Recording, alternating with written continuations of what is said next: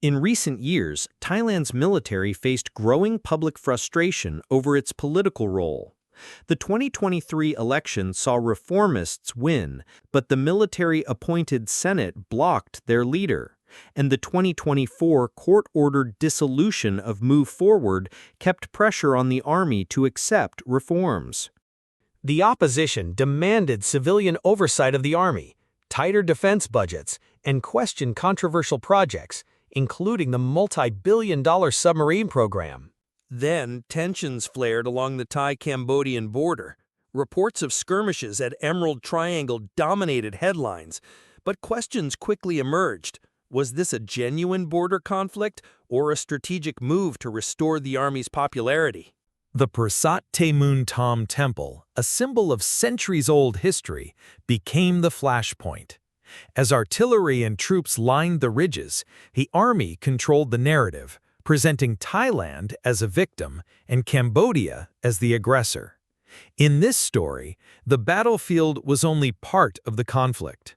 The other front was public perception, politics, and media control. By 2023, the Thai military faced unprecedented political pressure. The opposition party had won elections, promising reforms that would limit military autonomy, reduce defense budgets, and halt controversial programs like the submarine acquisition.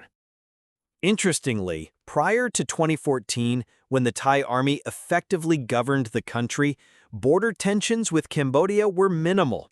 Incidents were rare, and the border remained largely stable. Disputes were often resolved quietly through diplomacy rather than media campaigns. But under civilian governments, border tensions surged. Skirmishes, disputes over the Khmer Temple at the border, and accusations of Cambodian aggression became recurring themes. Analysts suggest the reason is political. With civilian control, the army's authority over budgets, troop deployments, and national security narratives was reduced. Highlighting external threats became a way to assert relevance and influence policy. Analysts suggest the reason is political. With civilian control, the army's authority over budgets, troop deployments, and national security narratives was reduced. Highlighting external threats became a way to assert relevance and influence policy. In the months leading to 2025, Thai forces increased their presence along the border. Artillery, infantry, and armored units were positioned near disputed zones. Media reports echoed the army's claims. Cambodia had allegedly crossed into Thai territory and threatened the temple. The narrative was consistent. Thailand was under attack, and the army was defending the nation. Local communities were disrupted, but their perspectives were largely absent from coverage. The Khmer Temple at the dispute area became a symbolic rallying point for national pride, framing the border dispute as both historical and existential. By the time skirmishes began, the stage was set, troops in position, media narratives controlled, and political conditions favoring the army. In early morning of 24 July 2025, clashes erupted near the Preah Vihear Temple. The Thai army claimed Cambodian aggression. Media repeated these statements without verification. On the ground, infantry maneuvers, artillery fire, and strategic positioning defined the conflict. Civilian populations were caught in the crossfire. Villagers fled, farmland was abandoned, and fear became daily life. Yet official reporting focused almost entirely on military heroism and patriotic duty. Public support for the army surged. The controversial submarine program and defense budgets, previously questioned, were approved. Opposition parties largely refrained from criticism, cautious of appearing unpatriotic. Even after the ceasefire, barbed wire and patrols remained, asserting continued military control. The border became both a symbol and a tool of institutional authority.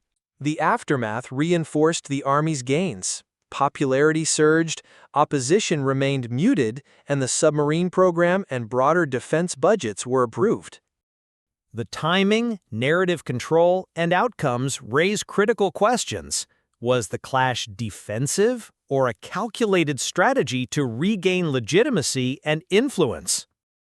This mirrors the rally around the flag effect seen in other nations, where governments under domestic pressure use external conflicts to unify public opinion.